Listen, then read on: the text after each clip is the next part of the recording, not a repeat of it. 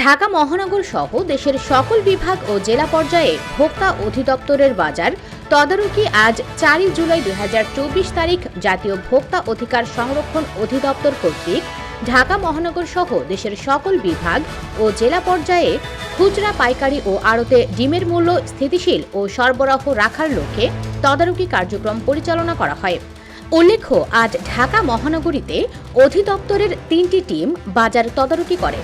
এছাড়াও অন্যান্য বিভাগীয় শহরসহ দেশের সর্বমোট 49টি জেলায় একযোগে এই তদারকি কার্যক্রম পরিচালিত হয়। আজ সারা দেশে 52টি টিম কর্তৃক বাজার তদারকির মাধ্যমে 108টি প্রতিষ্ঠানকে সর্বমোট 6,24,500 টাকা জরিমানা করা হয়।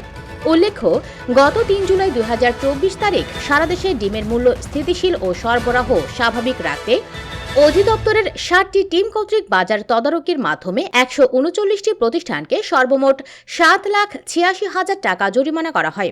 3 জুলাই 2024 ও 4 জুলাই 2024 তারিখ ডিমের মূল্য স্থিতিশীল ও সরবরাহ স্বাভাবিক রাখার লক্ষ্যে অধিদপ্তরের 112টি টিম কর্তৃক 247টি প্রতিষ্ঠানকে 14,10,500 টাকা জরিমানা আরোপ ও আদায় করা হয়।